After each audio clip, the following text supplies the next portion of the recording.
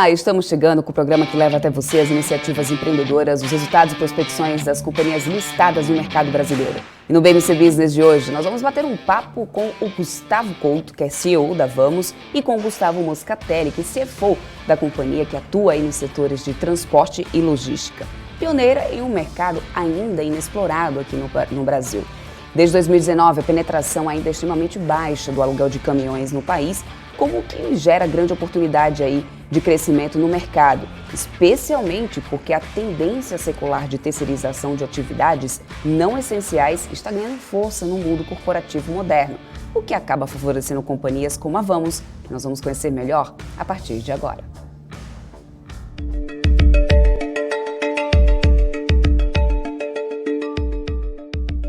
O Grupo Vamos é líder no setor de locação de caminhões, máquinas e equipamentos no Brasil. São mais de 15 mil ativos alugados e uma rede de 43 lojas em 11 estados. A empresa começou com um caminhão em 1950, quando a JSL foi fundada. Em 2007, comprou uma rede de concessionárias Volkswagen na região sudeste. Pouco tempo depois, assumiu as lojas do sul do país e também levou a rede de vendas de caminhões e ônibus para o norte e nordeste. A Vamos foi criada em 2015 para centralizar e expandir os negócios da JSL Locação, concessionárias e lojas de veículos seminovos e veículos pesados. 2 anos depois, entrou no mercado de locação de máquinas e equipamentos agrícolas e, a partir daí, também começou a vender e alugar produtos de outras marcas. Em 2020, o Grupo Vamos passou a ser controlado pela Hold Simpar e fechou o ano com uma receita líquida de R$1,5 bilhão, 25% maior que a do ano anterior. Com 948 colaboradores, a companhia atende por intermédio de 3 segmentos de negócios: Vamos Locação, Vamos Concessionárias e Vamos Seminovos. Os clientes são empresas de vários portes e setores econômicos, como agronegócio, energia, logística e alimentos.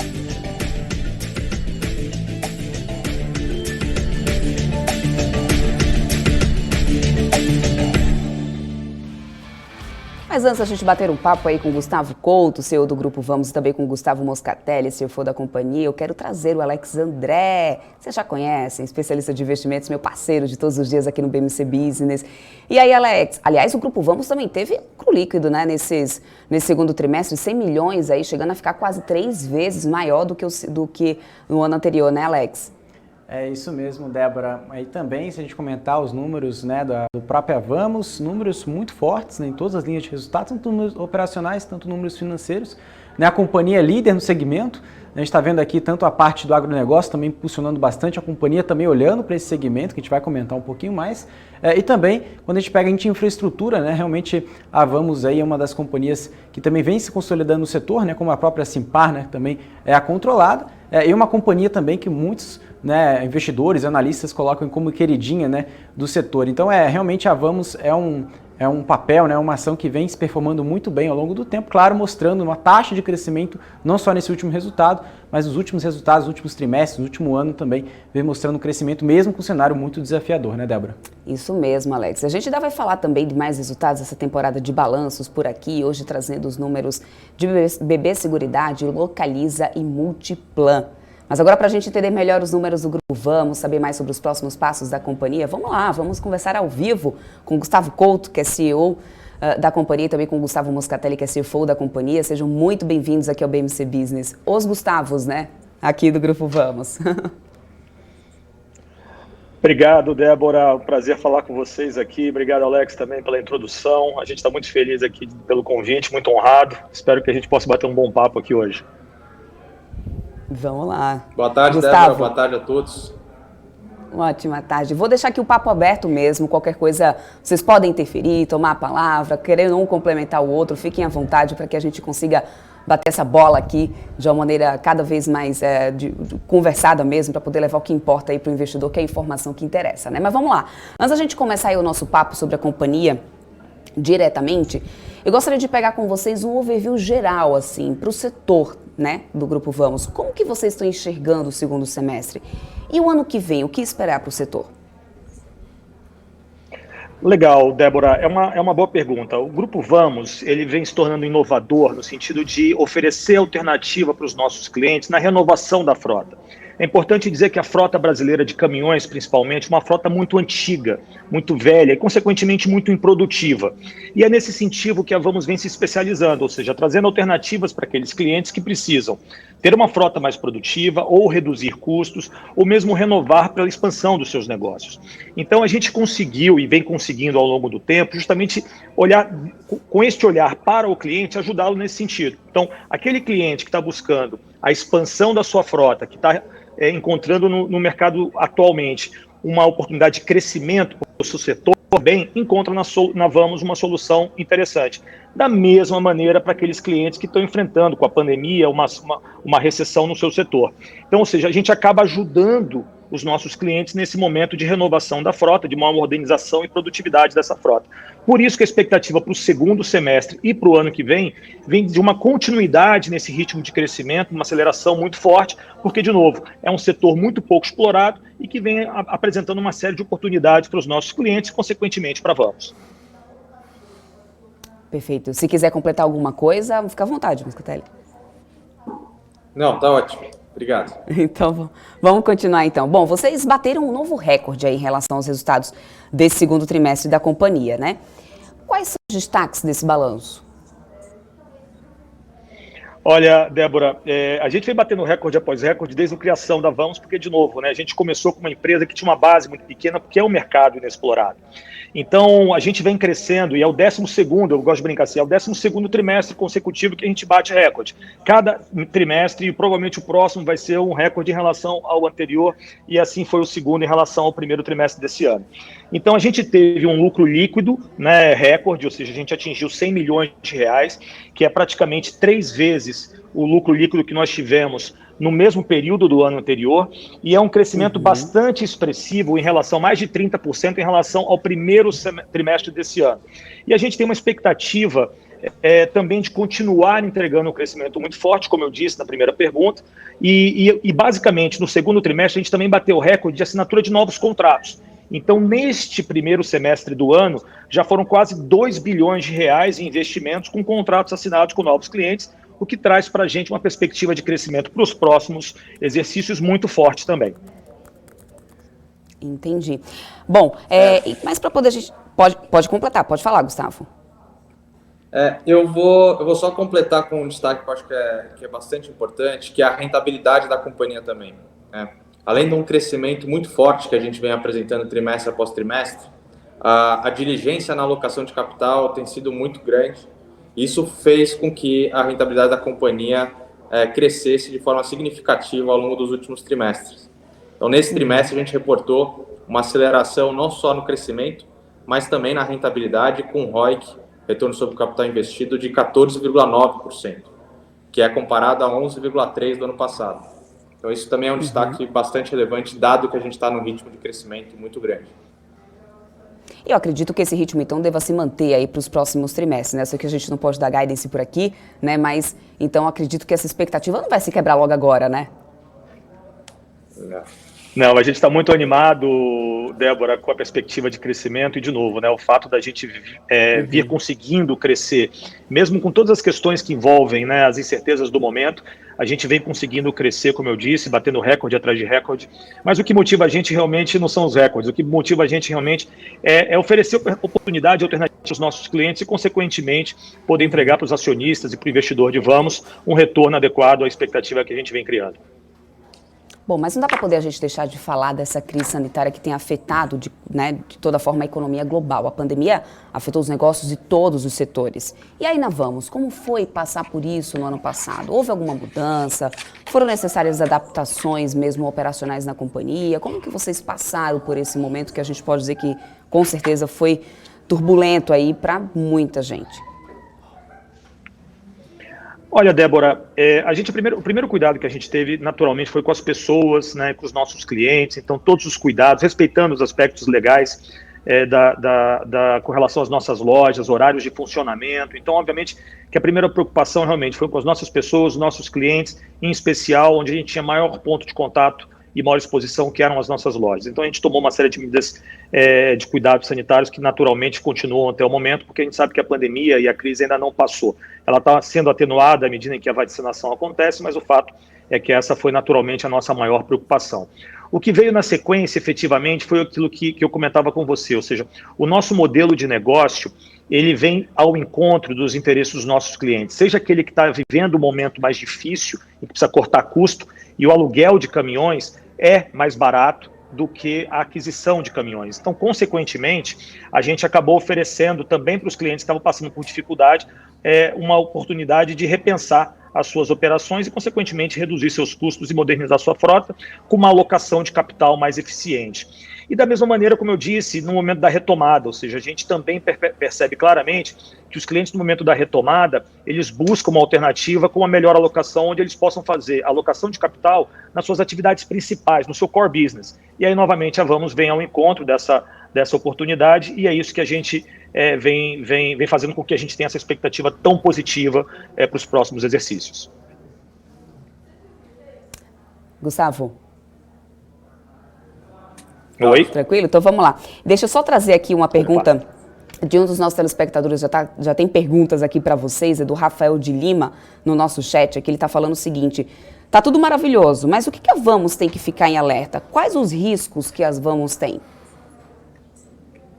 Olha, Débora, eu tenho uma resposta para isso quando me perguntam. Muitos investidores fazem essa mesma pergunta e perguntam da seguinte maneira: o que te tira o sono, Gustavo? Eu falo que hoje nada tira o nosso sono. O que faz, na verdade, é a gente acordar mais cedo, já que é um mercado muito pouco explorado. E aí eu brinco assim, a gente não perde o sono por nada, mas na verdade a gente acorda mais cedo porque a gente tem muita oportunidade para fazer. Naturalmente, que a gente faz uma avaliação de crédito muito bem feita, a gente realmente se preocupa bastante com o nosso balanço para garantir que a gente tem um horizonte de liquidez compatível com os nossos compromissos de curto e médio prazo.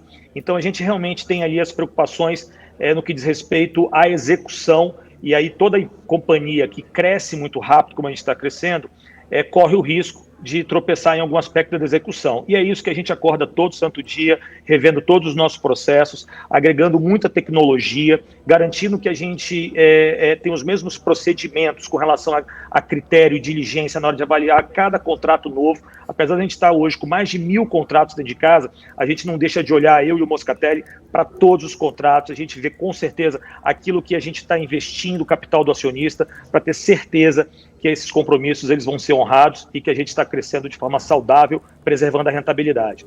Então, acho que o grande aspecto que a gente tem que ter aqui, muita diligência, é na execução. E é isso que a gente está fazendo com bastante cuidado, porque, de novo, toda empresa que cresce e cresce muito rápido tem que correr um risco, tem que tomar atenção na questão da execução, e é isso que a gente está fazendo. Perfeito. Bom, continuando por aqui, quais são os principais investimentos, né, que vocês estão apostando agora, né? No que a Vamos está olhando agora? Porque, assim, houve um aumento expressivo no CAPEX da companhia, né? Vocês andaram investindo, né, em aquisições de veículos, por exemplo. Sem sombra de dúvida. A gente fez alguns investimentos, e o principal deles é na parte de frota, ou seja, 99% de tudo que a gente anuncia como investimento é realizado realmente na expansão da frota que está sendo alugada. Então, a gente fez agora, recentemente, além desses investimentos que foram em caminhões, máquinas agrícolas, linha amarela, empilhadeiras, a gente também fez aquisição de algumas empresas, né, que vêm, de alguma maneira, complementar o nosso portfólio de produtos, em especial na linha de energia renovável, com parque de máquinas empilhadeiras elétricas com bateria de lítio, que são as mais modernas do mundo, como também empresas de concessionárias no centro-oeste brasileiro, que é um setor que vem crescendo bastante, onde a gente pode oferecer não só a venda da máquina agrícola nova, como também o aluguel de caminhões e, por que não, das máquinas também que garantem a produção, escoamento e plantio do agronegócio brasileiro. Então, fundamentalmente, esses são os nossos investimentos, mas um aspecto, Débora, por trás da sua pergunta, é a questão da tecnologia. Tudo que a gente faz aqui, a gente tem usado intensivamente a tecnologia, seja para alavancar novos serviços para os nossos clientes, seja para ganhos de produtividade com maior eficiência no uso das nossas equipes, para que a gente tenha uma equipe cada vez mais analítica e melhores controles, e isso então está por trás de tudo que a gente está fazendo. Então, muitas vezes as pessoas perguntam, o que está segurando um crescimento para Vamos com com bons controles e rentabilidade? Eu falo primeiro, são as pessoas que estão aqui, a gente tem uma equipe muito qualificada, graças ao trabalho de todos os nossos gestores e diretores, mas também o uso intensivo de tecnologia, que é uma outra pensa importante, que apesar de não ser tão representativo no montante gasto, efetivamente é algo que a gente dedica bastante tempo com muita atenção. Não sei se o Moscatelli quer fazer algum complemento aqui, Xará. Não, tá ótimo. Podemos seguir. Então vamos continuando assim. Eu quero entrar um pouco mais, falar um pouco mais sobre os detalhes dessas aquisições que vocês andaram fazendo. E aí, nessa linha de aquisições, vocês apostaram nessas aquisições de uma rede de concessionárias, né? Que foi a Monarca, que você já fica lá no Mato Grosso. O que isso tem agregado de valor para a companhia? Vamos falar um pouquinho mais detalhes aí de cada uma desses processos aí que vocês andaram fazendo de aquisição?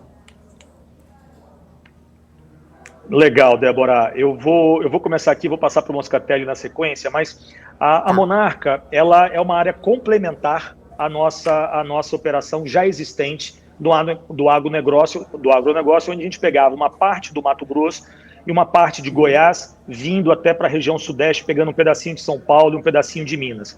Então, o agronegócio brasileiro vem crescendo muito forte, em função basicamente do escoamento de soja, e não só da soja, mas do milho, do algodão, mas fundamentalmente a soja que tem sido vendido em especial para os mercados chineses. Então a gente, obviamente, observando tudo isso, buscou essa complementaridade com a aquisição da Rede Monarca, que fica ali na BR-163, que é um corredor importante de desenvolvimento e que também é complementar, como eu falava, com a região que a gente já operava. E da mesma marca Valtra e da mesma marca Fendt, que são do fabricante americano ACO, e que a gente então vem atuando muito forte com eles. Então, é uma área complementar, e eu gosto de dizer o seguinte, Débora, do lado de um trator, do lado de uma máquina agrícola, sempre tem um caminhão, e a gente entra com o portfólio completo. Esse ecossistema da Vamos, que vende máquina agrícola, caminhão, aluga, novo, seminovo, é um ecossistema que está ali ao torno para abraçar o cliente com todos os serviços e a necessidade que eles têm. Então, é isso que a gente buscou com a aquisição da Monarca, complementando o nosso portfólio, não só regional, como também num segmento que a gente tem crescido bastante. Perfeito. Vai querer complementar alguma coisa, Gustavo? Eu ia complementar que além dessa aquisição da Monarca e da concessionária Fendt, nós fizemos também mais 2 aquisições no segundo trimestre, né? Uma de uma empresa chamada BMB, de customização de caminhões, e de da marca BYD, né? Todos esses negócios tiveram pouca representatividade no resultado do segundo trimestre ainda, né?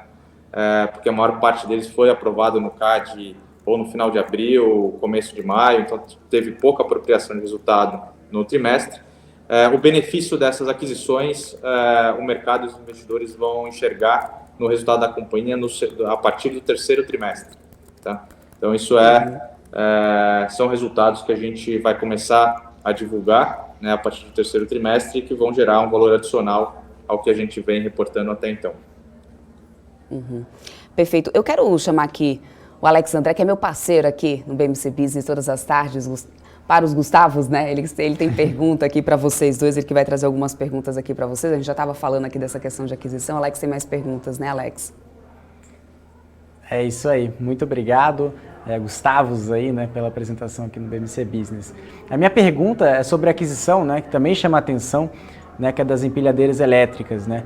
A expectativa era de que com isso, né, vocês se tornassem a maior locadora de empilhadeiras elétricas do Brasil, né? E como que está essa penetração desse mercado, né, desse market share, nesse sentido desse novo nicho de mercado? Ô Alex, a gente olhou para o mercado de empilhadeiras elétricas, que é um mercado, que é uma parte de equipamentos que já está mais desenvolvido no Brasil. Então, a tendência realmente é o uso de empilhadeiras elétricas à medida que elas avançam em diferentes aplicações. Lembrando que as máquinas empilhadeiras, até pouco tempo atrás, eram prioritariamente de GLP ou diesel, né, que são combustíveis de natureza fóssil e, consequentemente, emitem uma quantidade maior de particulados para a atmosfera. As máquinas elétricas, ao contrário, ou seja, elas trabalham em ambientes normalmente controlados, onde toda a parte de recarga e garantia operacional dessas máquinas num raio de trabalho controlado, permitem com que esse mercado se desenvolva mais rápido do que, eventualmente, o mercado de caminhões, por exemplo, elétrico, que também é uma aposta que a Vamos vai incentivar, mas enfim, as empilhadeiras acabam sendo um mercado mais preparado para receber esse tipo de equipamento. Então a gente realmente acredita, eu não tenho ainda os dados oficiais para confirmar isso, mas a gente acredita que nesse momento a Vamos já seja a maior locadora de máquinas de empilhadeiras elétricas do Brasil. Estou esperando aí o pessoal de inteligência de mercado me confirmar essas informações, mas realmente com essa aquisição, somando o parque que nós tínhamos, provavelmente nós nos tornaremos a maior locadora de máquinas elétricas, de empilhadeiras elétricas do Brasil. E é uma tendência, como eu falei, não só pelo uso de uma energia renovável e, consequentemente, com menor emissão de particulados, mas também no aspecto da manutenção. É importante dizer que as máquinas elétricas possuem um trem de força completamente diferente, ou seja, é um mecanismo completamente diferente do que a gente vinha habituado nos mercados, nas máquinas a combustão, e, consequentemente, a gente acaba tendo uma oportunidade de reduzir os custos de manutenção também para os nossos clientes, e essa é a grande vantagem, além dos aspectos ambientais de uma máquina empilhadeira elétrica. Então a gente está muito animado com isso e a gente está só no comecinho, porque esse mercado vai se desenvolver bastante e eu ainda não tenho os dados oficiais, então vou ficar te devendo essa resposta com os números efetivos do mercado de empilhadeiras elétricas. Bacana. Gustavo, quer comentar também? Não, tá ótimo. Obrigado, André. Obrigado. Débora? Obrigada, Alex. Bom, depois que a gente falou de várias aquisições aqui, eu queria entender como que está o processo de integração, né? Depois de todo esse processo aí de M&As que vocês passaram, como que está agora esse processo de integração mesmo ainda, Vamos, com todas essas outras empresas que estão chegando agora? Boa pergunta, Débora. Basicamente, se você olhar para as três das nossas operações, ou seja, eram complementares às nossas operações. Quando a gente fala da BYD, nós já somos operadores e já fazíamos manutenção e temos muitas, empilhadeiras elétricas, então a incorporação dessas atividades tem sido relativamente tranquila. A gente tem tido uma atenção muito grande aos clientes, para garantir naturalmente que os clientes percebam uma melhora. Afinal de contas, nós adquirimos não só os contratos, mas também as máquinas, mas também o relacionamento que existia entre a fabricante das empilhadeiras, a BYD, com os clientes. Então a gente está fazendo isso de uma maneira respeitando muito os interesses dos nossos clientes e a continuidade operacional. Isso vem acontecendo num ritmo bastante forte. Já foram incorporados mais de 50% de todas as máquinas e contratos que fizeram parte da operação naquele momento. Na parte das concessionárias, a gente também vem fazendo de uma maneira bastante natural. É quase como um crescimento orgânico, porque são complementares às regiões que a gente já operava. Então, a gente já tinha uma diretoria do agronegócio e a gente manteve as estruturas que operavam nessas empresas e a gente está conectando, então, toda a parte de sistemas e aspectos comerciais, relacionamento com as montadoras. Isso não tem sido uma dificuldade. Onde existe uma diferença um pouquinho maior é na BMB, porque a BMB nós somos, a gente está preservando exatamente. Tanto que os sócios fundadores da empresa continuam conosco e continuarão conosco. Eles ficaram com 30% da empresa e continuaram à frente dessa empresa. A gente reconhece grande valor nos fundadores, que foram os criadores e que têm o grande diferencial, o grande know-how técnico da customização de ativos, né? Então, esse a gente está mantendo. E é uma etapa que a gente não atuava, que é a customização e transformação. A gente contratava isso de terceiros. Então, nesse caso, a gente falou o seguinte: o melhor é seguir a fórmula do sucesso que não tem falhado, ou seja, manter a turma que vem conduzindo a BMB, e a gente está muito feliz que eles estão trazendo uma série de coisas novas para a gente, e o aprendizado mútuo tem sido muito rico, e a gente está muito contente com essa aquisição também. Perfeito. E tem mais alguma aquisição no radar, alguma coisa que vocês possam antecipar aqui para a gente? Como que está o pipeline de M&As aí de vocês agora? Débora, o nosso pipeline de crescimento é fundamentalmente orgânico e a gente nunca negou que a gente vai avaliar qualquer oportunidade que vier. A área de M&A da companhia, na verdade, fica na holding, né? O Grupo Simpar quem conduz com o nosso apoio aqui todas essas atividades de M&A, e a gente vai, obviamente, monitorar e avaliar qualquer outra oportunidade que surja. Mas é importante dizer para o nosso investidor, para as pessoas que se tornaram aí acionistas da Vamos, que o nosso crescimento fundamentalmente é orgânico, da onde a gente vem crescendo bastante nos últimos trimestres e é onde a gente percebe claramente as oportunidades de crescimento para frente. Gustavo Couto, tem mais uma pergunta aqui do Rafael Lima, que está falando assim, ó. A Vamos pensa em entrar no mercado B2C? Olha, nesse momento a gente olha o mercado B2B, ou seja, a gente olha para frotistas que são empresas, né, fundamentalmente, e que é mais do que a metade da frota no país. A outra metade, que são os motoristas autônomos, a gente tem assim acompanhado, tem feito até algumas operações piloto, né, com clientes pontuais que nos pedem isso, para alocar para os agregados que são fidelizados a eles, e a gente acaba fazendo isso de uma maneira muito controlada, normalmente com contratos, com clientes que têm contratos de longo prazo com esses agregados, né? E aí a gente vem oferecer para eles a alternativa de modernizar essa frota. Mas é muito pequeno, é um ambiente bastante controlado, serve até como um teste para a gente eventualmente pensar nisso mais para frente.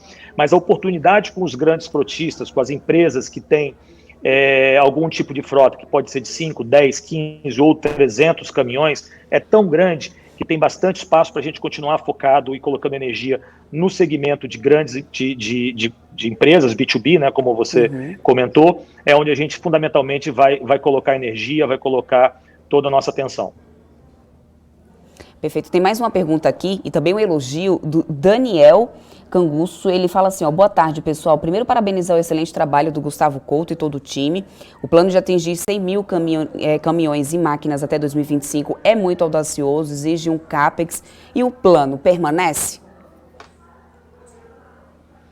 Olha, a gente não dá guidance, como você mesmo falou, Débora. Sim, o plano permanece. O que a gente fez aqui dentro da Vamos foi de uma maneira bastante pé no chão, definir uma ambição. E essa ambição é o que o Daniel contou, que são os nossos 100 mil ativos. É uma ambição, a gente preparou a companhia para atingir esses 100 mil ativos e, naturalmente, agora vem a execução que eu comentava com vocês.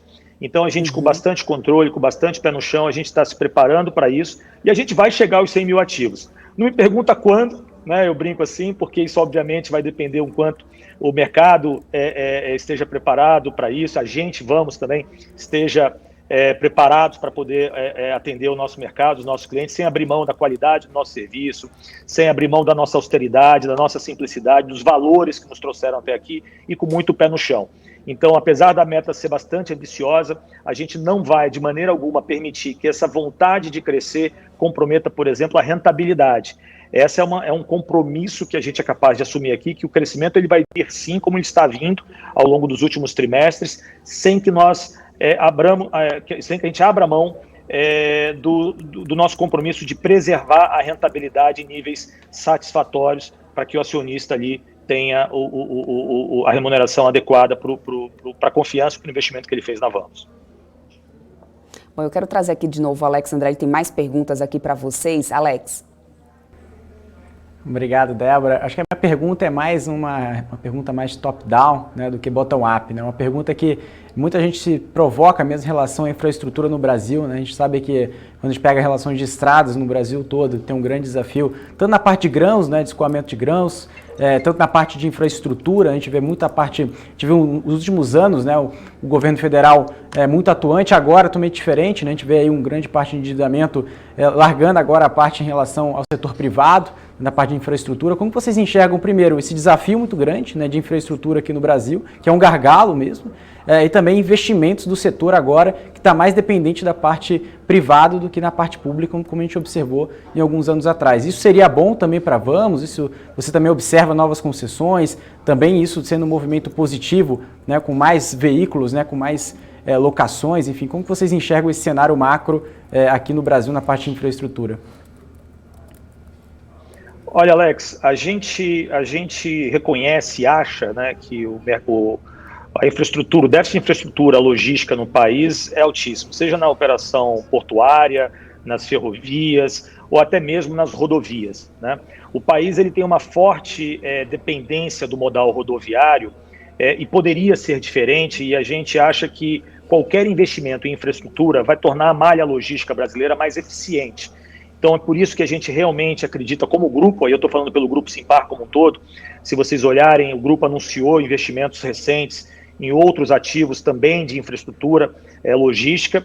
Então a gente tem como estratégia realmente ajudar o país a desenvolver essa infraestrutura logística. Então, vamos naturalmente naquilo que nos compete, que é ajudar a desenvolver e modernizar a frota brasileira de caminhões e máquinas e equipamentos, né, que já é um desafio bastante importante, e outras empresas do grupo acabam assumindo o papel, por exemplo, de fazer investimento em infraestrutura, outras empresas controladas também pelo grupo Simpar. Então, de novo, a gente é uma pequena parte, a gente tem a ambição de ser uma pequena contribuição, tanto que o nosso propósito é o desenvolvimento da frota brasileira, mas do ponto de vista de grupo, você vê que a gente tem uma empresa de logística que é bastante estruturada, que é a JSL, você tem a empresa CS Brasil, que tem feito alguns investimentos na área de concessão e assumiu recentemente terminais portuários, e outros investimentos podem vir, mas aí, de novo, dentro da controladora Simpar, onde cada empresa controlada tem o seu papel, a sua vocação, e a gente segue trabalhando forte para melhorar a logística do país. Muito bom. Agora, uma outra pergunta, continuando nesse cenário macro, né, olhando para o mundo todo, vocês que estão nesse setor de locações de caminhões aqui no Brasil, mas olhando Estados Unidos, Europa, Ásia, existe ainda algum gargalo ainda que vocês podem fazer aqui no Brasil, que algum player internacional esteja fazendo, né, tanto nos Estados Unidos, né, ou seja, como que esse mercado está relativamente em tamanho de market share, ou seja, tanto de veículos proprietários, colocações de veículos nos Estados Unidos, esse mercado é maior, né, do que aqui no Brasil, na Europa, na Ásia, como vocês observam o mercado lá fora e o que vocês podem trazer aqui para dentro também? É uma boa pergunta, Alex, e a gente sempre olha para outros mercados para a gente ver o que a gente pode aprender aqui na Vamos, né? Então, tanto no mercado americano quanto no mercado europeu, você já tem esse mercado de locação de frotas pesadas há muito mais tempo. E se você for olhar como eles nasceram, foi até engraçado, ou seja, grandes operadores de redes de manutenção, de oficinas mecânicas mesmo, que foram crescendo, né, como se fossem grandes concessionárias de bandeira branca, né, e que foram crescendo. Em determinado momento, ampliaram seu portfólio de serviços, introduzindo a locação de caminhões no seu portfólio, mas eles naturalmente nasceram como redes de oficinas de manutenção espalhadas por todo o mercado americano, por exemplo, né?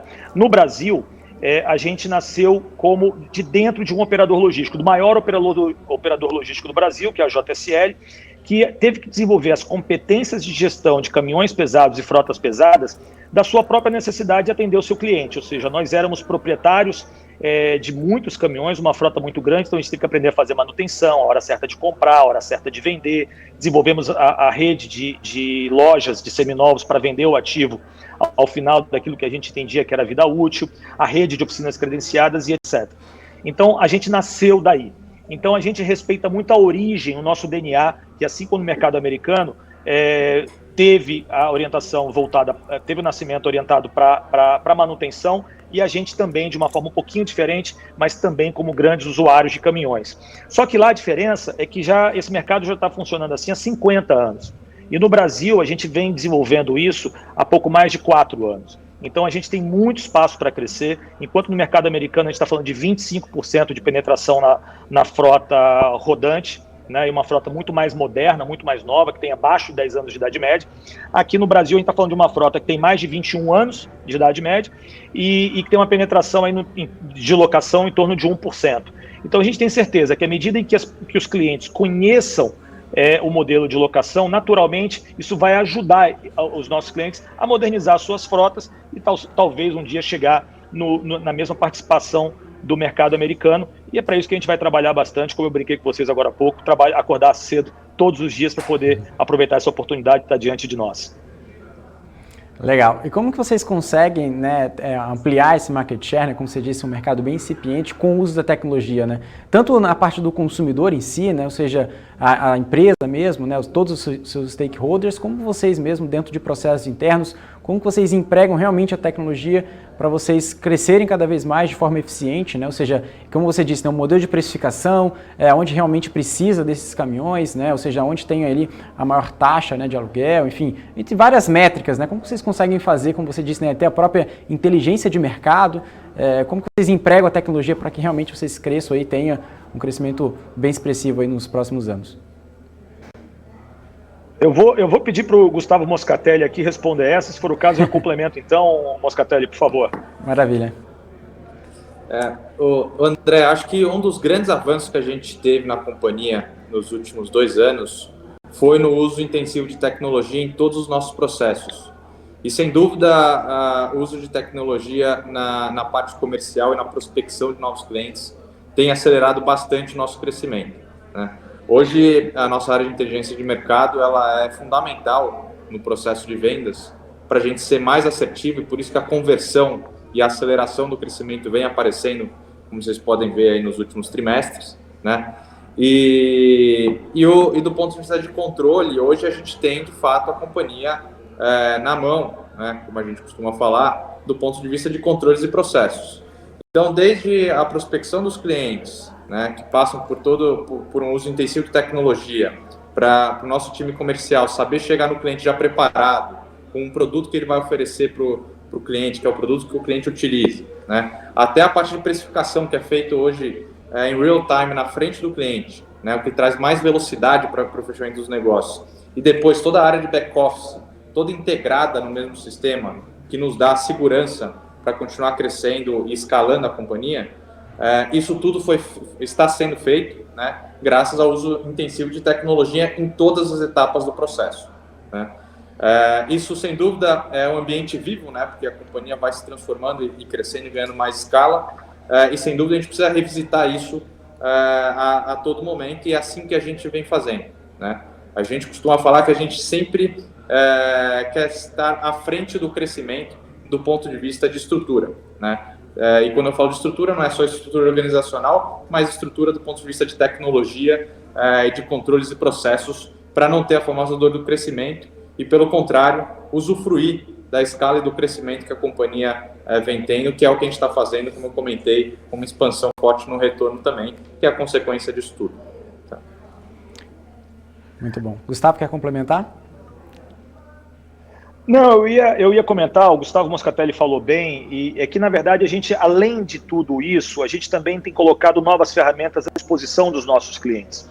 Então, por exemplo, hoje, 100% da frota que a gente implanta hoje já vem com algum tipo de tecnologia embarcada, com telemetria, que pode ajudar o nosso cliente a melhorar suas operações, não só no ponto de vista de produtividade em si, mas de segurança, de consumo de combustível, segurança nas estradas também. A gente hoje já consegue, por exemplo, disponibilizar para os nossos clientes câmeras que conseguem identificar se o motorista está cansado, se ele está cometendo algum ato inseguro, para prevenir acidentes. A parte de segurança nas estradas também com relação a bloqueio de carros para que eventualmente possam sofrer algum tipo de abordagem para roubo, etc. Então, ou seja, a gente vem também desenvolvendo uma série de soluções que sejam boas para os nossos clientes com serviços. Então, hoje tem portal de clientes, tem aplicativo que funciona no celular, em que ele pode, por exemplo, fazer todo o acesso e gestão da sua frota pelo celular, pelos portais que a gente desenvolveu e uma série de outras funcionalidades. Gestão da manutenção, enfim.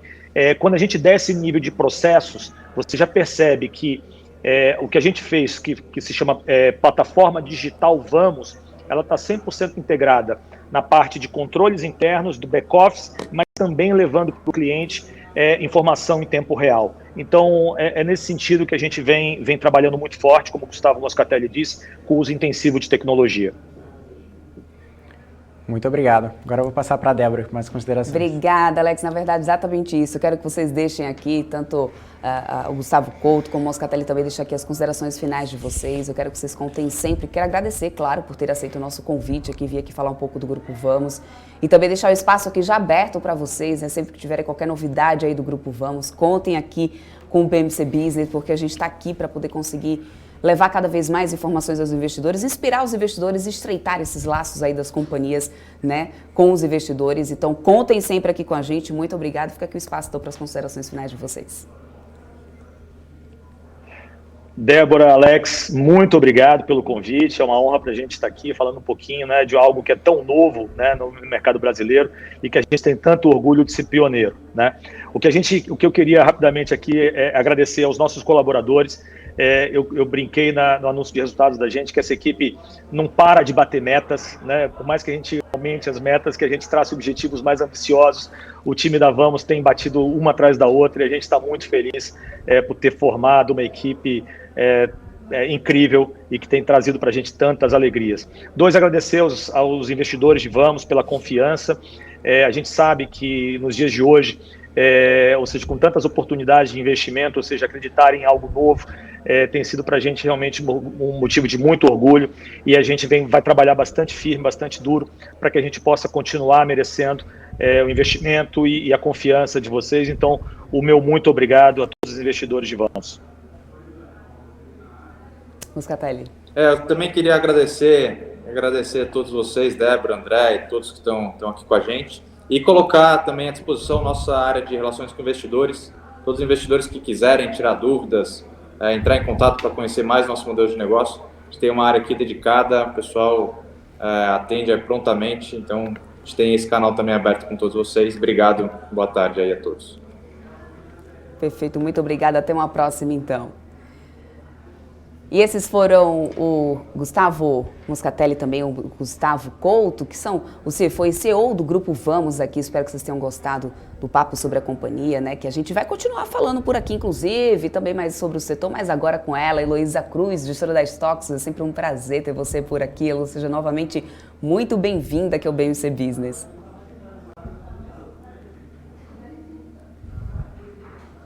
Eu acho que Elo, eu acho que o seu microfone está mutado. Eu vou pedir para você dar uma verificadinha aí se está mutado. Não está mutado? Então, eu vou pedir para o pessoal da produção já falar aqui com a Elo, enquanto a gente vai vendo aí o áudio dela, para que a gente consiga falar direitinho aí sobre Vamos, para que ela traga aí os comentários.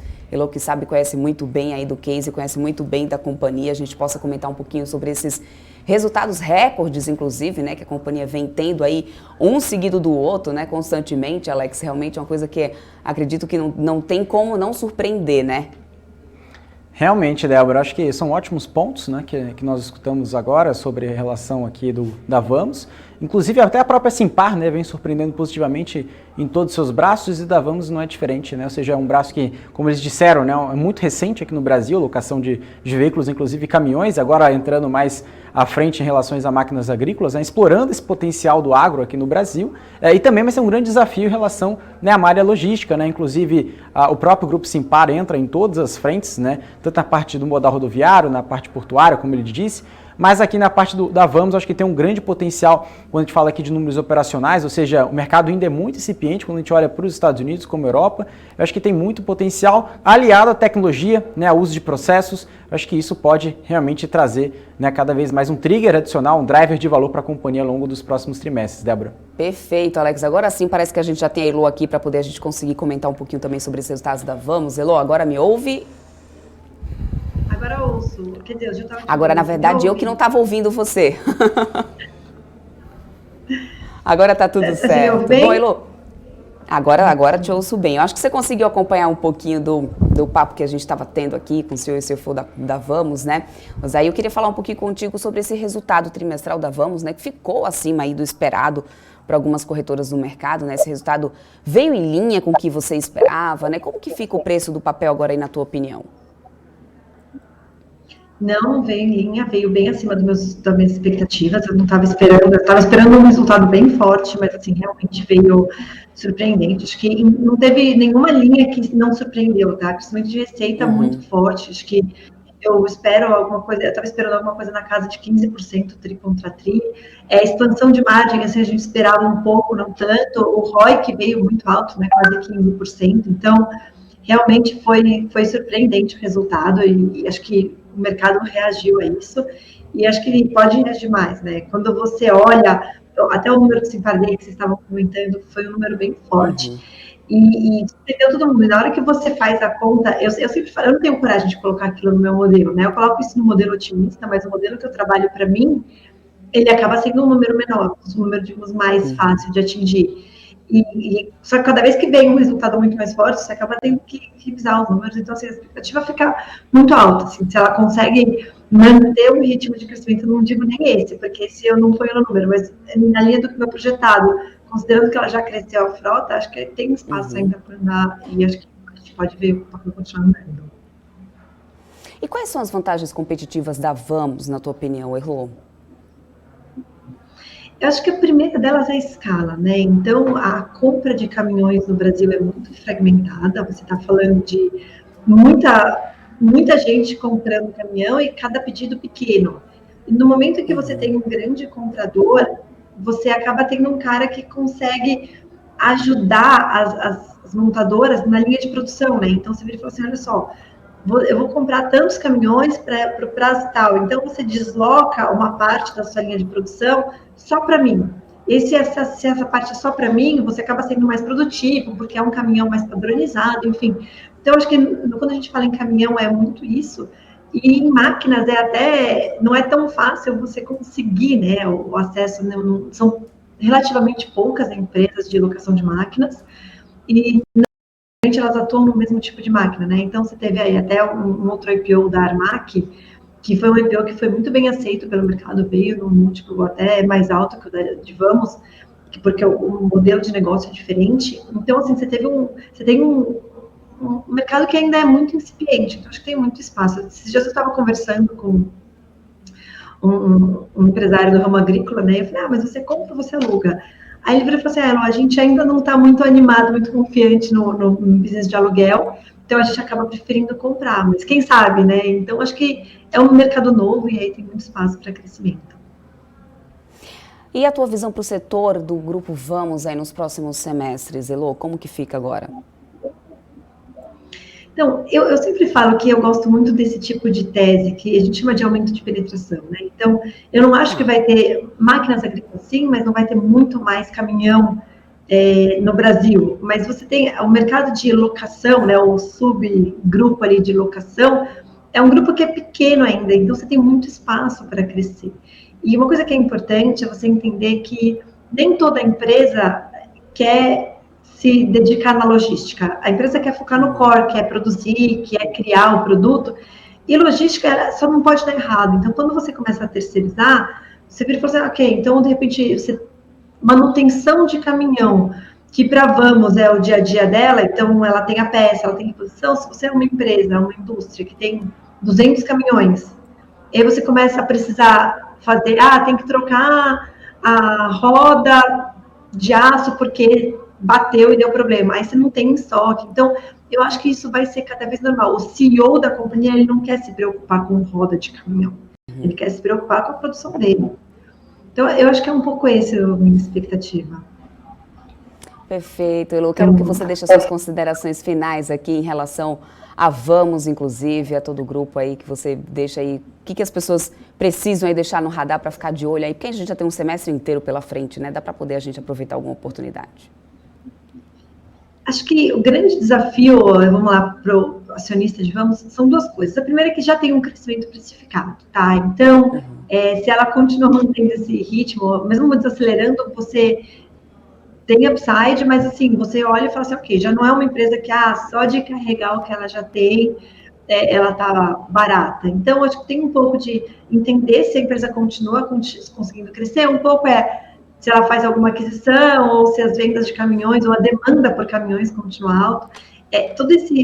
Eles até falaram, né, ao longo da live, toda essa situação de falta de entrega de caminhões acaba sendo bom para eles, porque eles já têm o pedido, então eles vão ter um caminhão, e nem todos os caminhões que eles têm o pedido, enfim, já foram negociados. Então, acho que vai ter um pouco disso, e isso pode ajudar não só a fechar contratos, como fechar contratos melhores, né, com tudo maior, mas esse é um cuidado. E outra questão, né, além disso, é entender um pouquinho, por exemplo, hoje a gente está tendo uma situação de subida de preços. Se você tem subida de preço, você acaba conseguindo, por exemplo, diminuir a depreciação, que eles falaram também, né? Então, se você tiver alguma expectativa de queda de preço de caminhão, isso pode prejudicar. E ainda, por último, acompanhar a geração de caixa versus a alavancagem da companhia. Pelo modelo de negócio, eles podem trabalhar com uma alavancagem mais alta, mas a gente está falando num cenário de subida de taxa de juros, né? Então, eu já trabalho com uma taxa de juros mais alta, eu já trabalho com uns 7%, mas se for muito além, você acaba mudando o custo de capital da companhia, então você precisa entender até que ponto eles estão bem travados em relação a isso, ou isso cabe, porque às vezes eles não travam, mas às vezes isso cabe, dentro do retorno esperado, se aumentar muito a taxa de juros, diminui o resultado, mas o crescimento compensa.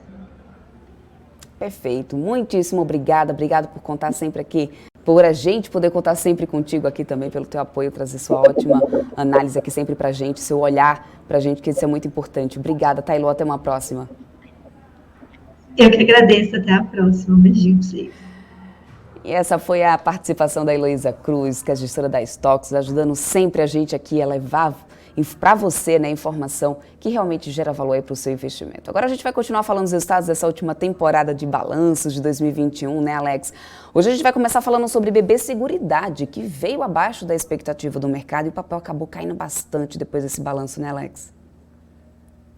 Decepcionou, né, Débora, alguns investidores, a maioria deles, né, inclusive, como você comentou, não foi muito bem recebido. E a gente vai mostrar realmente o porquê não foi bem recebido, né? A gente vai colocar tanto o consenso do mercado, você vai ver que basicamente todas as linhas do resultado vieram, né, abaixo do consenso. E claro, tem algumas explicações para isso. A gente vai trazer hoje, né, a nossa tabela aqui, nossa apresentação, para falar um pouquinho do case, né, dos principais números da BB Seguridade. Tá bom? Vamos colocar então a apresentação na tela, pessoal? Vamos lá. Para a gente comentar um pouquinho mais, né, da própria companhia. Então, o que a gente tem aqui do segundo trimestre, né, do BB Seguridade, né, Banco do Brasil Seguridade. Né, a gente tem aqui alguns principais pontos.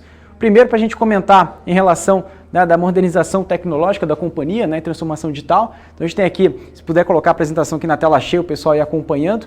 A gente tem aqui a arquitetura de TI, a companhia vem, né, investindo 55 milhões de reais, né, nesse segmento, né, na arquitetura de TI em serviços de cloud. A inteligência analítica, né, que vem gerando resultados, tem 92 milhões de reais de faturamento em até junho de 2021, utilizando modelos integrados e automatizados na oferta de produtos em canais digitais. E a experiência digital vem cada vez mostrando, né, um número muito atrativo, né? Ou seja, o novo seguro residencial cresceu 74% em relação à quantidade média vendida no digital no pré-lançamento. A capitalização cresceu mais de 174%. Também na parte de seguro celular, né, o seguro do celular, eles lançaram um produto para contratação no app do Banco do Brasil em maio de 2021, com a venda de mais de 1,8 mil planos em até junho de 2021. Tá? Também o novo seguro auto, em junho também de 2021, 54% de aumento em relação à quantidade média vendida no digital, pré-habilitação das vendas no aplicativo do Banco do Brasil. E o que a gente tem aqui de quantidades de negócios digitais, né? Vieram crescendo aí relativamente muito forte, referente aqui ao segundo trimestre de 2020, né? Também um trimestre mais afetado pela pandemia, onde basicamente na maior parte dos consumidores, né, apelaram, né, ao consumo digital, tanto contratação de serviços financeiros, né? Então a gente consegue observar, né, em quantidade de 143 mil negócios, agora 188 mil negócios, um crescimento de 31%. Aqui a participação do digital nas vendas vem ficando cada vez mais representativo, né, superando níveis pré-pandemia, que era 9,7%, agora 15,8%. Ou seja, cada vez mais, né, o share digital vem participando cada vez mais na receita da companhia. E as próximas entregas, o que a gente pode esperar nos próximos trimestres? Nova experiência em previdência, novo seguro itens pessoais, novo BB dental, né, a parte ali também odontológica, e também novo plano, né, novo saúde protegida PJ para as pessoas jurídicas. São novos produtos para cada vez mais, né, integrar e ter essa cadeia, né, de cross-sell, né, produtos, vendas de produtos ali adjacentes, tá? Então o que a gente tem aqui para comentar no próximo slide, né, diversificação de canais e modelos de negócio, né? Então a gente tem aqui o CRM da Brasil Prev, a gente tem aqui 100% de aumento na conversão das campanhas digitais para a relocação de fundos de previdência. Nós também temos aqui o broto.com.br, são mais de 700 milhões de reais em negócios gerados via ecossistema de agronegócio, com atuação de feiras digitais desde o seu lançamento. São novas alternativas, né, para justamente faturar no meio da pandemia, num setor que vem crescendo muito, aonde o Banco do Brasil tem a maior carteira agro, né, ou seja, que representa muito forte, né, o crescimento do agronegócio aqui no Brasil. Parcerias digitais, é uma primeira parceria firmada, né, já a atuação, visando a expansão da base, ofertando aí produtos via API, serviços em plataformas parceiras, né, ou seja, integrar ali parceiros, né, como fosse um marketplace ali de parceria, e também o Venture Capital, são mais de 15 milhões de reais em investimento para desenvolvimento de novos negócios, eficiência de processos, melhoria contínua aí da experiência do cliente, né, o User Experience, e também a sinergia com iniciativas agro, ou seja, sempre também tendo um carinho maior ao setor agro, né? Também o novo portal do BB Seguros, inclusive tem até o QR Code aqui, o lançamento de um novo portal web com o objetivo de maior aquisição de clientes em conversão de negócio, focando em simuladores, integração de canais e, claro, captura de lead para identificar potenciais clientes, né?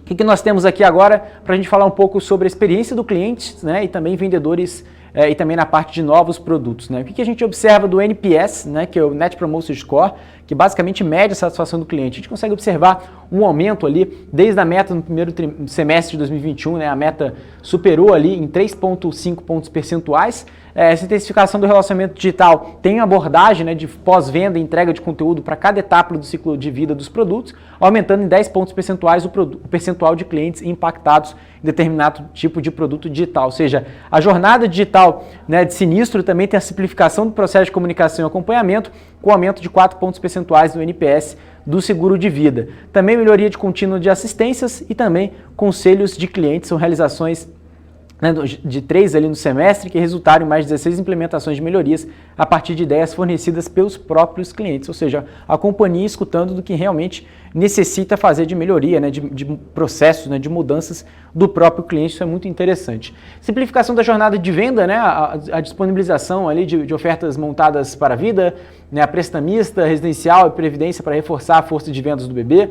O programa de mobilização Segue Mais, né, que é um reconhecimento bem individual pelo desempenho de captação de funcionários da rede, ou seja, reconhecer realmente os funcionários que vêm fazendo a diferença dentro do grupo.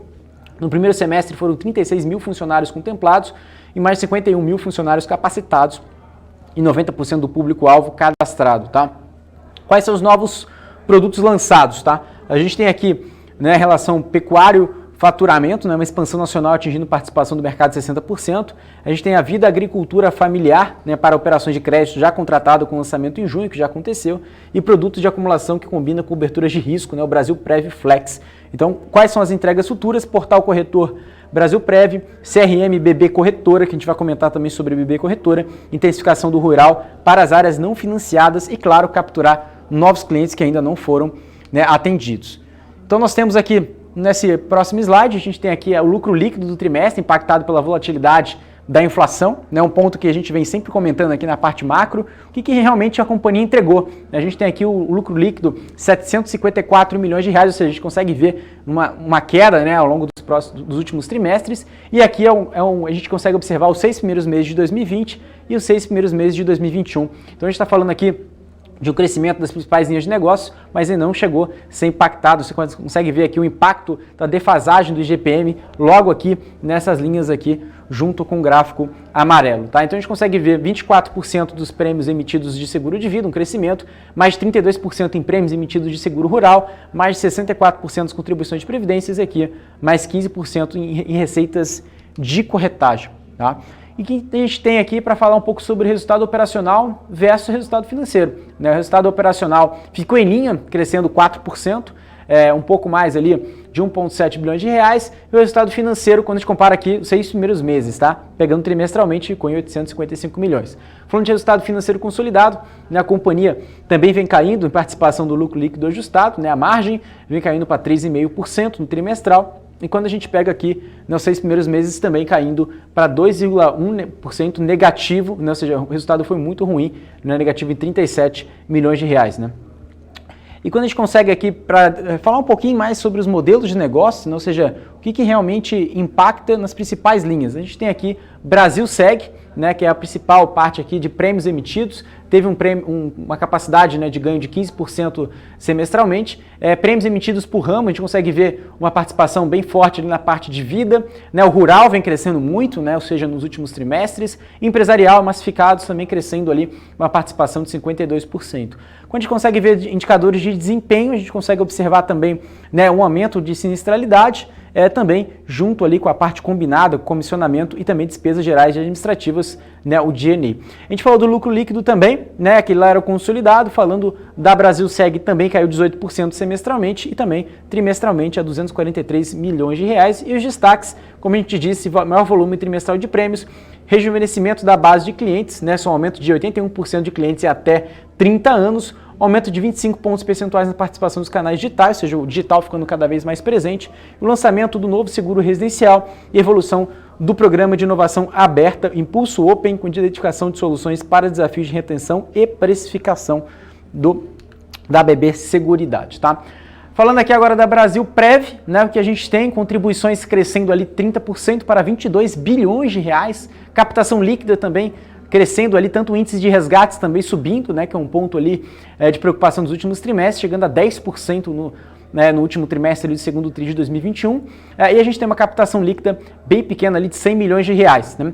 Mas também, os 6 primeiros meses de 2020 comparado com os 6 primeiros meses de 2021, uma queda, né, de 50% de 2 para 1 bilhão de reais. Na parte de reservas, a gente consegue ver também na parte de multimercados, né, também subindo ali sobre participação de multimercados para 20,7%, referente ao valor de 312 bilhões de reais, tá? Sobre a taxa de gestão, né, nos 6 primeiros meses ficaram em torno ali, né, de 1% e também trimestralmente fechou com 1,02% também. Já o resultado financeiro também subiu ali 511% nos 6 primeiros meses, né, amargando ali um prejuízo de 393 milhões de reais de resultado financeiro, mas que a gente consegue observar um lucro líquido também caindo 31% semestralmente e também, quando a gente pega aqui trimestre para outro trimestre, a gente consegue ver aqui o primeiro tri de 2021, 256 milhões e agora 52 milhões de reais de lucro líquido, tá? Então a gente tem adição líquida de 143 mil novos clientes, que isso também é um ponto bem interessante, migração de 22,2 bilhões de reais para fundos multimercados, como a gente consegue ver nessa linha aqui de reservas, também liderança e captação líquida de fundos, né, com 54% de participação, sobre novos produtos, 15,7 bilhões de ativos na carteira de movimento de previdência, 4,2 bilhões de ativos na arquitetura aberta de fundos de previdência, são 11 gestores atualmente e mais 9 até o final do ano de 2021. Sobre gestão de capital, 550 milhões de reais em emissões de debêntures e mais de 1,4 bilhões de ativos em GPM adicionados na carteira para elevar o nível de proteção das reservas dos planos tradicionais, tá?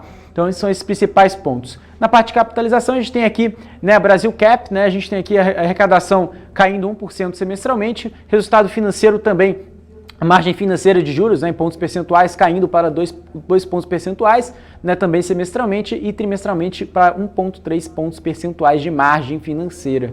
Também resultado operacional, a gente tem esse gráfico do meio aqui para comentar, cresceu 1%, um pouco mais de 59 milhões de reais e trimestralmente 30 milhões de reais. Falando de margem EBITDA, também, né, a companhia caiu ali um pouco, né, mas continua ali bem flat quando a gente compara primeiro semestre com um trimestre. Claramente a gente vê uma queda também em todas as linhas de segmento e também um lucro líquido que foi impactado negativamente semestralmente ali em torno de 16%, né, então a companhia observando ali um crescimento mesmo com essa queda de 35% das vendas realizadas nos canais digitais, ou seja, mudando cada vez mais o perfil do consumidor nessa parte de produtos, implementação do novo CRM, que ofertará aí condições de relacionamento mais personalizado e 33 milhões de reais pagos em prêmios de sorteio no semestre, tá? Então são os principais pontos.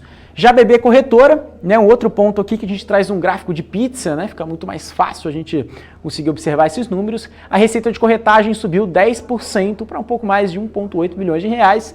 Também a composição da receita, o que a gente traz aqui, a maior parte do ano passado era composto por seguros, ainda continua, mas com percentual menor, antes era 79%, agora 75,99% de participação.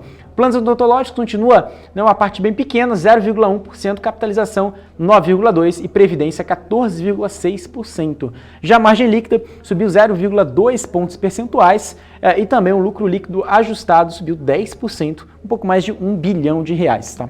São esses principais pontos para a gente comentar. E o Brasil segue, né, sobre os impactos da Covid, né, sobre a sinistralidade, né, a gente tem uma grande preocupação, né, sobre a segunda, terceira, quarta onda, são várias ondas de coronavírus, muita gente questionando agora sobre a variante Delta, né? Ou seja, o que realmente pode impactar. Esse gráfico aqui não, claro, não tem o impacto da variante Delta, mas tem o histórico, né? Desde abril de 2020, março, abril de 2020, até agora, junho de 2021, né? Os dados aqui alguns meses atrás, sobre a evolução de novos casos e óbitos no Brasil na média móvel de 7 dias. Então a gente consegue observar uma queda de óbitos, mas um aumento de novos casos, o que preocupa basicamente a sinistralidade, né, da parte de seguros, né? Então a quantidade de avisos de sinistros também identificados, né, que representa quase 20%, 19% do total até o momento, e também o capital segurado, sinistros avisados, também uma redução desde maio, uma média diária caindo 20% em julho, tá?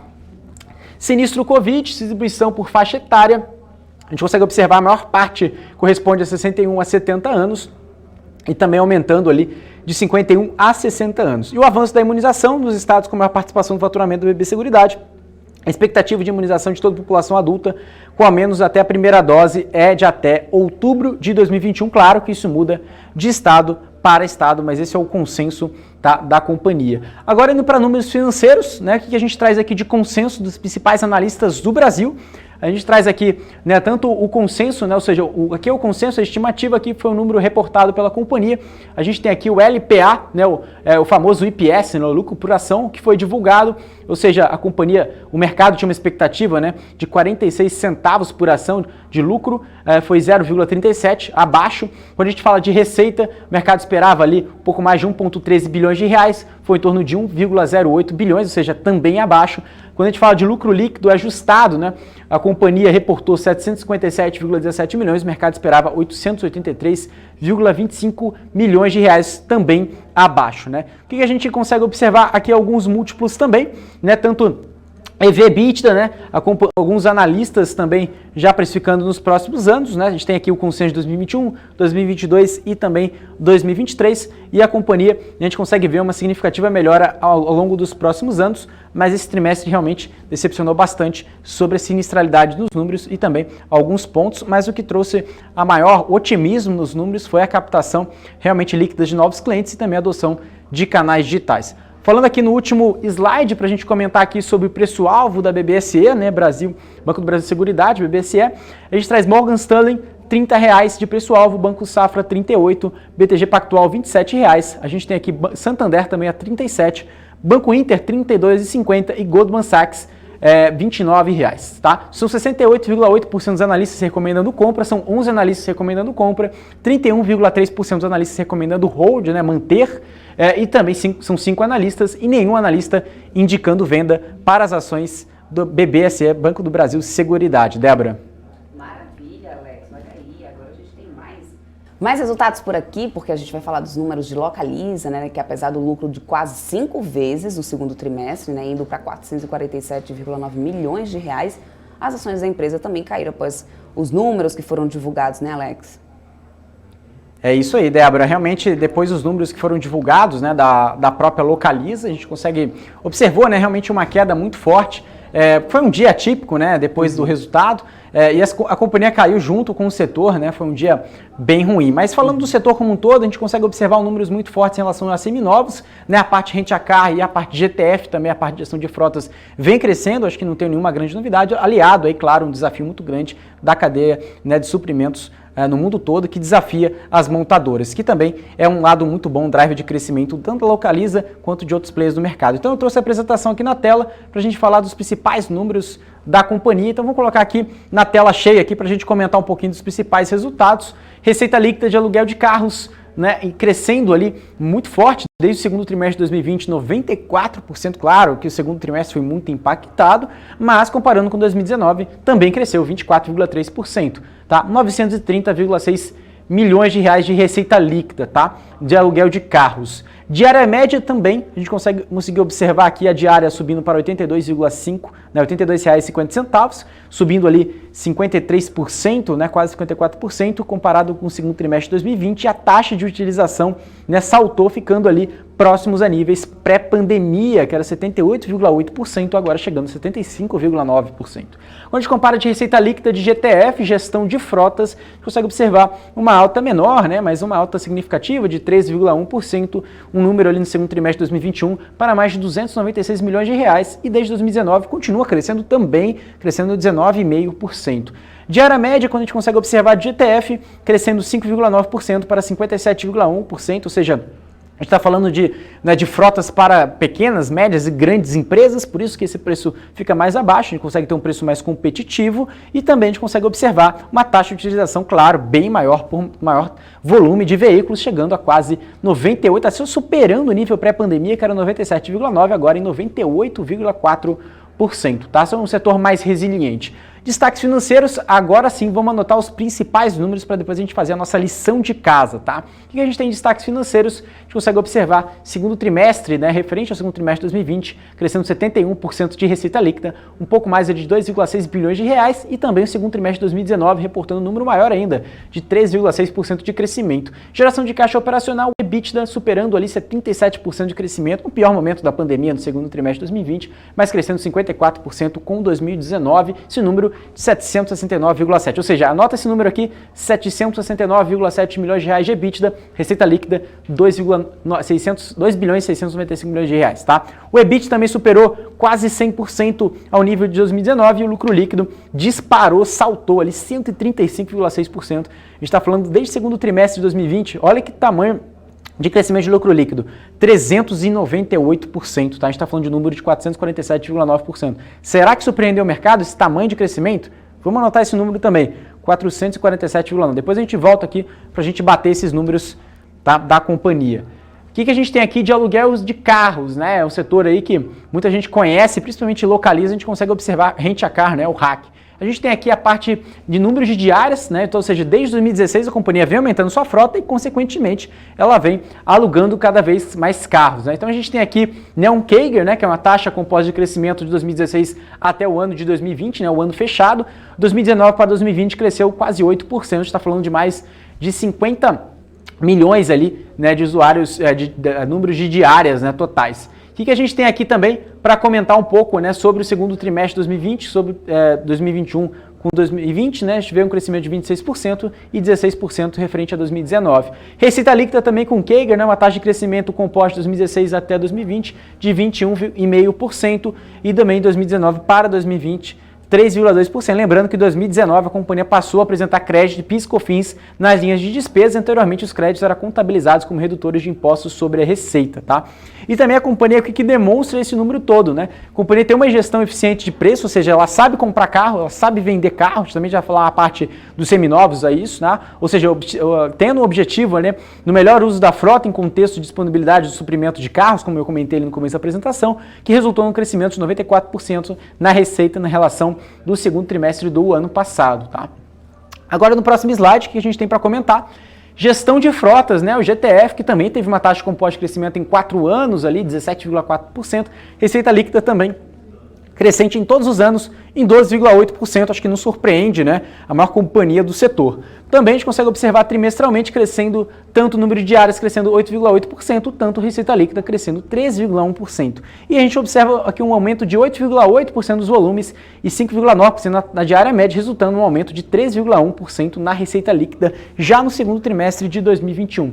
O que a gente tem aqui? A receita líquida consolidada, né? A gente consegue observar aqui, acho que é bem interessante, que tem a parte de aluguéis, né? Tanto o GTF quanto o RAC, e a parte também de seminovos, né? A gente consegue observar de 2019 para 2020 uma queda de 1,6%, mas quando a gente consegue observar trimestralmente todas as linhas de resultado, um crescimento de mais de 65%, tá? Então, a receita líquida de aluguel de carros cresceu 65,5%, enquanto a receita de seminovos cresceu ali 77,2% na comparação anual, tá? Então, a companhia não vem crescendo desde o último trimestre, ela vem crescendo nos últimos 4, 5 anos, né? Ou seja, uma companhia que vem crescendo o market share, consequentemente também aumentando o número de veículos, tá? Um dos dados bem interessantes, uma conta que o mercado faz também, a gente pega aqui o EV frota, né? A gente consegue ver o valor da companhia, né, mais a dívida dividido ali pelo valor da frota, né? Um múltiplo que muitos analistas conseguem ali entender um pouquinho mais, né, dos outros players do mercado. Então isso é um pouquinho mais do valuation para quem gosta de fazer conta, né? E aqui no EBITDA a gente tem aqui também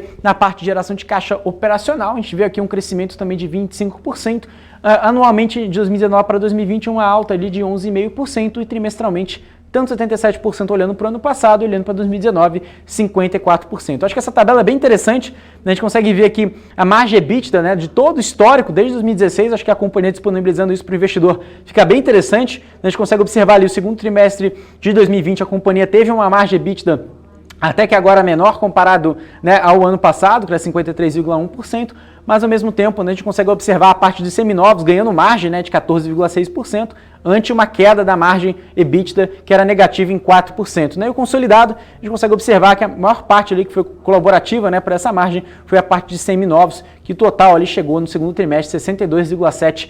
Né, de margem EBITDA. Então é bem interessante a gente entender isso, né, tanto o histórico, né, a companhia, né, só ficou atrás do primeiro trimestre de 2021, mas logo atrás a gente consegue observar nesse resultado, desde 2016, a companhia vem superando números de ano após ano, né, trimestre após trimestre, tá? Então demonstra a resiliência dos números da companhia.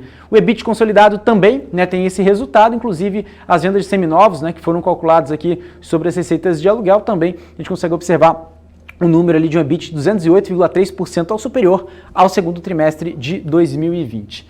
Lucro líquido consolidado, como a gente comentou também, acho que essa tabela fica muito fácil, né, para a gente entender o que realmente trouxe esse número, né, de um crescimento, né, muito forte, né, principalmente ali de um resultado operacional muito sólido.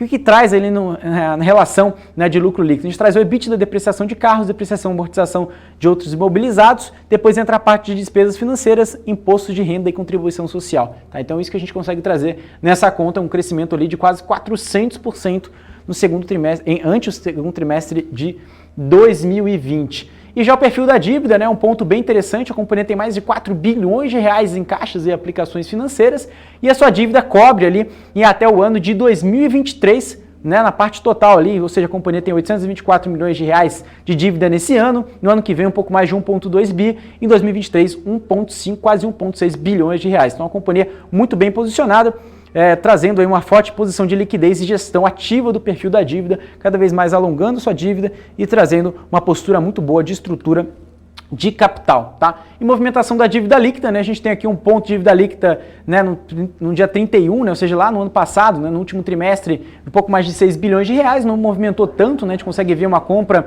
e venda para renovação de frota, chegando agora no final do período, após pagamento de dividendos e juros sobre capital próprio de 145,7 milhões, a gente chega no número de 6,6 bilhões de reais, né? Um aumento ali bem ligeiro, né? A gente está falando aqui um aumento de 500 milhões de reais de dívida líquida da companhia, tá? Então, indo para números aqui bem interessantes, a gente consegue ver aqui a receita reportada da companhia, a gente consegue ver aqui uma receita reportada de 2,6 bilhões de reais, o mercado esperava uma receita de 3,18 bilhões, ou seja, abaixo, mas a gente consegue ver a margem bruta, que era de 37% que o mercado reportou, a expectativa, né, era de 40%, e também o EBITDA, né, da companhia, que foi divulgado de 769,7 milhões de reais, a estimativa era de 878, veio abaixo, mas o lucro, né, também a companhia, lucro antes impostos, né, 627 foi reportado, o mercado guardava 614 milhões, ou seja, acima do esperado, mas logo abaixo os outros números, a maioria dos números vieram abaixo do consenso, acho que isso pode explicar também a queda das ações nos últimos dias, tá?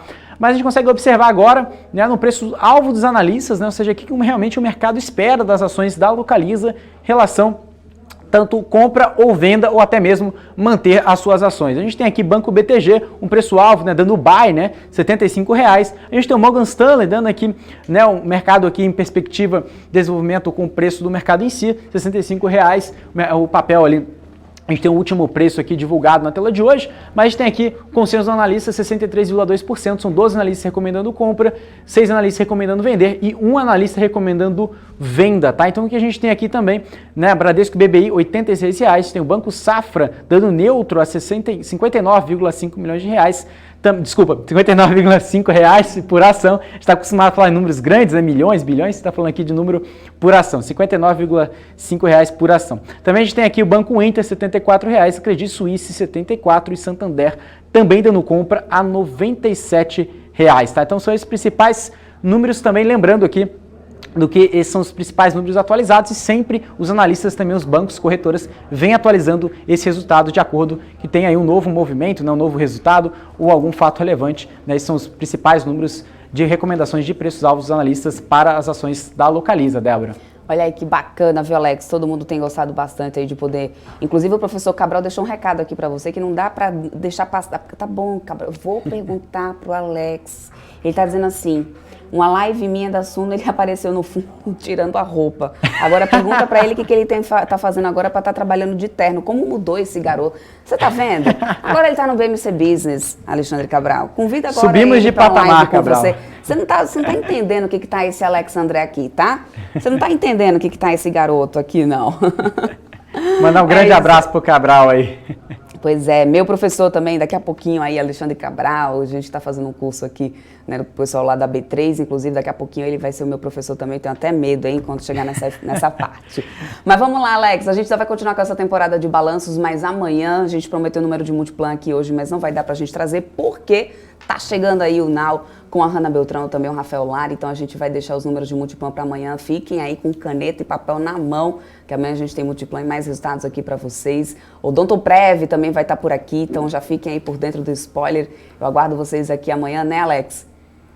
Muito obrigado, Débora. É isso aí, a gente sempre trazendo o resultado das companhias, né, os resultados trimestrais agora no segundo trimestre e também enxergando daqui para frente, né, do que os analistas estão prevendo aí tanto para o ano, tanto para o próximo trimestre. Acho que vale a pena e claro, né, sempre com papel e caneta na mão para a gente anotar e fazer uma análise ao vivo aqui, não só análise presencial, Débora, que a gente também sempre fala, mas também uma análise ao vivo junto com a gente aqui no BMC Business. Agora eu quero mandar um grande abraço, Débora, tanto para você, para toda a nossa equipe, também para você que sempre nos assiste. Muito obrigado, um grande abraço e até amanhã. Até, Alex. Eu também vou ficando por aqui, lembrando que você pode continuar acompanhando as notícias do mercado nas redes sociais da BMC, bmc.news, lá no nosso Instagram, onde também o Alex André sempre faz live de fechamento do mercado junto com o Rafael Lara, além, claro, do nosso portal, que tem atualização minuto a minuto com tudo que está acontecendo no mercado nacional e internacional, porque só aqui na BMC você tem informação que gera valor. Eu, Débora Oliveira, volto amanhã. Vou ficando por aqui, mas você continua na nossa programação, porque tá chegando por aí a Hanna Beltrão e o Rafael Lara com BMC Now. Obrigada pela sua audiência. Tchau, tchau.